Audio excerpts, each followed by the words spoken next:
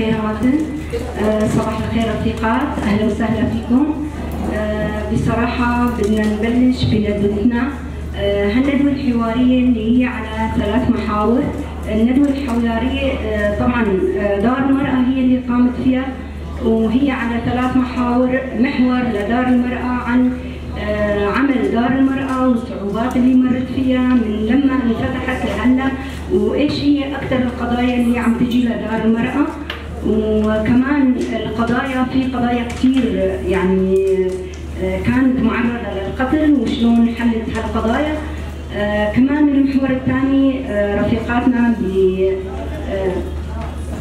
بمنظمة سارة كمان هن كمان عن الابتزاز الالكتروني. المحور الثالث لمجلس عدالة المرأة كمان عن قانون الأسرة وعن المحاكم والنيابات وعمل هالمحاكم.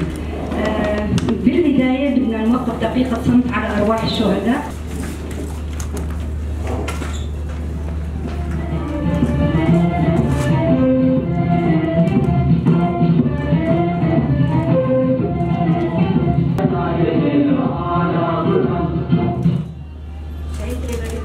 هي أساس المجتمعات الديمقراطية، ووجودها في مجالات الحياة السياسية والاجتماعية يشكل جزءاً لا يتجزأ من التطور والتحرر.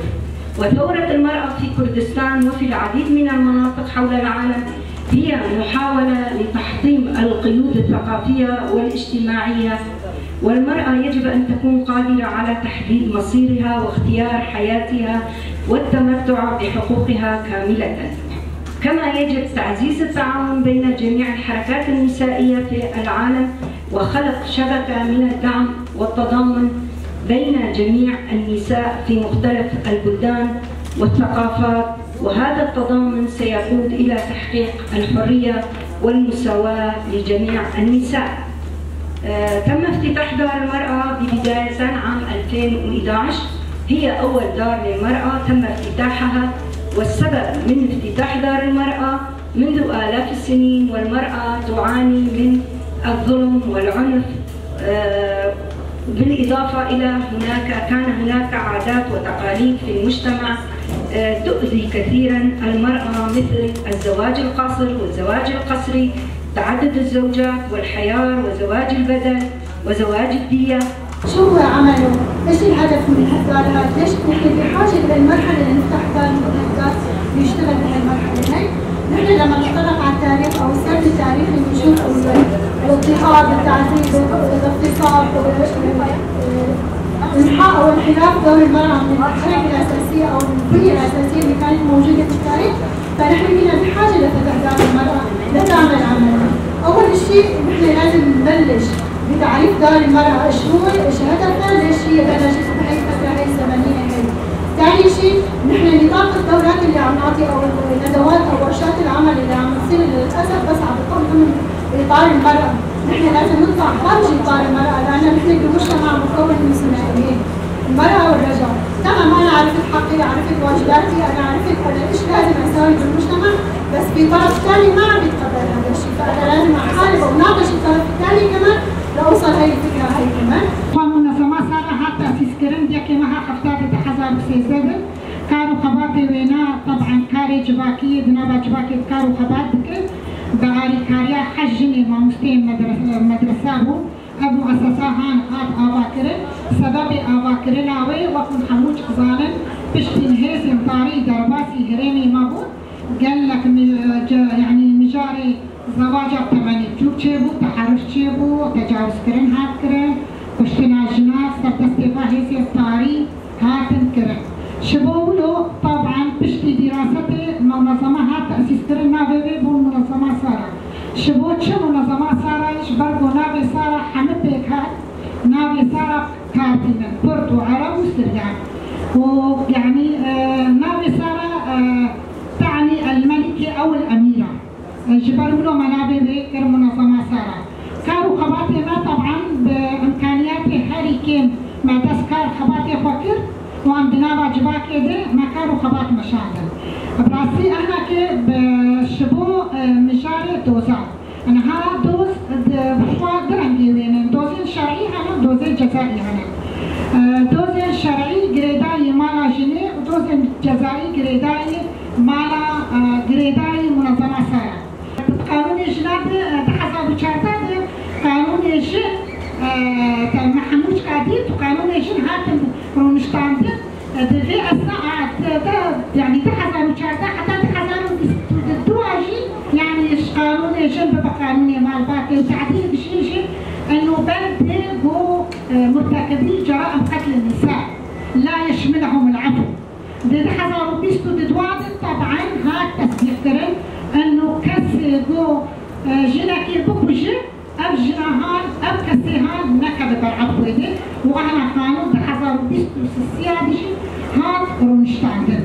ايش فكروا خباتنا قالك حملاتها حملات قال لك ما رولا بوليس وحملات رابون هدف ما جبا حملات شبو هدف ما معرفة المرأة بحقوقها والتوعية المجتمعية ضمن المجتمع بموكرة دعك لحب اشياء حركسي وبقاسي جنك بقوشي ظالم عقوباوي جزائري شبه لبيتك براسي قانون رولا بوليس أهم أنواع الابتزاز الإلكتروني. الأخطر الابتزاز الجنسي، الابتزاز المادي، الابتزاز عن طريق المواقع التواصل الاجتماعي، ابتزاز الأطفال. من أخطر أنواع الابتزاز كيف تتخلص من تهديد الشخص. معلومة قانونية عن طريقة الخطوات. أولاً تقديم شكوى للجهات المعنية.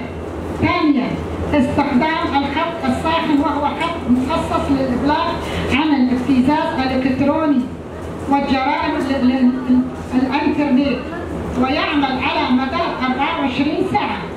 ما هي الآثار على الابتزاز الإلكتروني؟ أولاً الأساس النفسية وتشمل الخوف والفضيحة والعجز وأيضاً التوتر والقلق والاكتئاب هي نتيجة للاستخدام السلبي للثورة التكنولوجية وهي غير مرغوبة فيه.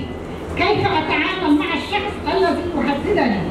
حافظ على هدوءك ولا تغلق الهاتف. حاول الحصول على مزيد من المعلومات حول الشخص الذي يهددك.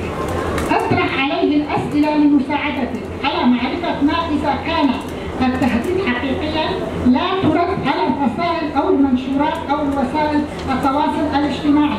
سعيت مشاركة المرأة بالمجال العسكري بشكل فعال حيث نشأت قوات حماية المرأة واعتمد نظام الرئاسة المشتركة وقررت كوتا 50% في المجال السوريات وتأسست منظمات مؤتمر ستار بين رجل وامرأة يتم تنظيمه وفقا لهذا القانون غايته إنشاء عائلة على أساس الحياة المشتركة والحرة. شروط بيجي هنا وأركان هنا رضا أهلية وشهود هنا رضا أهلية الشروط الأساسية نتيجة ويشترط لصحة عقد الزواج أن يكون بحضور شاهدين لتممية الأهلية القانونية حين إبرام العقد وتصبح شهادة الأصول والفروع أيضا على عقد الزواج. لا ينعقد عقد الزواج المعلق على شرط غير محقق أو ضمان على المستقبل. يشترط في أهلية الزواج العقل وإتمام 18 من العمر.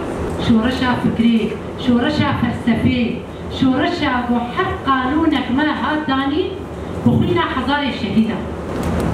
آدن هبرنو بلكي يعني أسبيج مدنابا شورشة رجافاتي دسبيكا شورشة رجافات زاديايا كمين هاد فكرين جدا حزارو ياسدتي مالا جنيب وريخصنا قد نابا جباكي الفلاكرني آباكرني جاليا بيج قانونيا مال باكي جاليا تعدد زوجات زواج خاصرني مالا جنيب حرقا لي سلسل بلكي منظمات زانا جبكي لك عوين وديوان عدالتي وكونغراسات وحمبري خصتني مال أم يقدر